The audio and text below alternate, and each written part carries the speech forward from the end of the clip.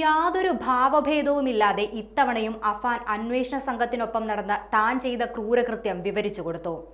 പിതൃസഹോദരനായ ലത്തീഫിനെയും ലത്തീഫിന്റെ ഭാര്യയായ ഷാഹിദയെയും യാതൊരു കുറ്റബോധവുമില്ലാതെ ചുറ്റിക കൊണ്ട് തലക്കടിച്ച് കൊലപ്പെടുത്തിയത് ഒരു കൂസലുമില്ലാതെ അഫാൻ അന്വേഷണ സംഘത്തിന് മുന്നിൽ വിവരിച്ചു കൊടുത്തു. വെഞ്ഞാറമൂട് കൂട്ടക്കൊലപാതകത്തിൽ പ്രതി അഫാനുമായി രണ്ടാം ഘട്ട തെളിവെടുപ്പാണ് ഇന്ന് നടത്തിയത്. എലിവിഷം, മുളകുപൊടി, പെപ്സി, ചുറ്റിക, സിഗരറ്റ് എന്നിവ വാങ്ങിയ കടയിൽ അഫാനെ എത്തിച്ച് തെളിവെടുപ്പ് നടത്തി. പിന്നാലെ പിതൃസഹോദരന്റെ ചുള്ളോളത്തെ വീട്ടിലും എത്തിച്ച് തെളിവെടുത്തു. ലത്തീഫിനെ കൊലപ്പെടുത്തിയ ശേഷം അഫാൻ വലിച്ചെറിഞ്ഞ ലത്തീഫിന്റെ കാറിന്റെ താക്കോലും മൊബൈൽ ഫോണും പോലീസ് കണ്ടെത്തി.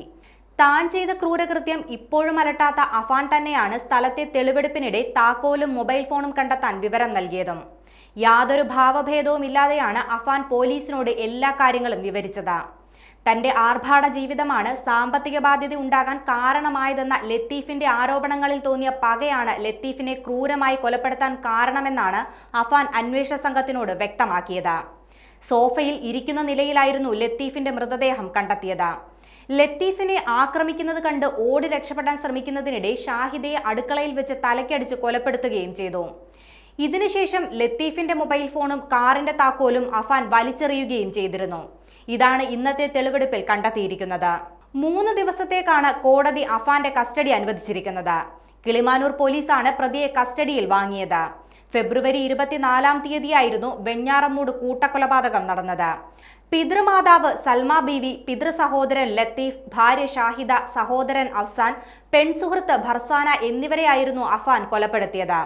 രാവിലെ 10 മണിക്കും 6 മണിക്കും ഇടയിലായിരുന്നു ഈ 5 ക്രൂര കൊലപാതകങ്ങളും നടന്നത്. മാതാവ് ഷെമിയെ ആക്രമിച്ചപ്പോൾ മരിച്ചെന്നായിരുന്നു അഫാൻ കരുതിയിരുന്നത്. ഇതിന് പിന്നാലെയാണ് 5 പേരെ കൊലപ്പെടുത്തിയ ശേഷം അഫാൻ വെഞ്ഞാറമൂട് പോലീസ് സ്റ്റേഷനിൽ കീഴടങ്ങിയത്. അതേസമയം അഫാനെ കാണണമെന്ന് ചികിത്സയിലുള്ള മാതാവ് ഷെമി കഴിഞ്ഞ ദിവസം ആവശ്യപ്പെട്ടിരുന്നു. ആക്രമണത്തിൽ പരിക്കേറ്റ് ചികിത്സയിൽ കഴിയുന്ന ഷെമിയെ റൂമിലേക്ക് മാറ്റിയിട്ടുണ്ട്. ഷെമിയുടെ ആരോഗ്യനിലയിൽ നല്ല പുരോഗതിയുണ്ടെന്ന് ഡോക്ടർമാർ അറിയിച്ചു. അഫാന്റെ കൊലപാതക പരമ്പരയെക്കുറിച്ച് ഷെമിയെ ബന്ധുക്കൾ അറിയിക്കുകയും ചെയ്തിരുന്നു.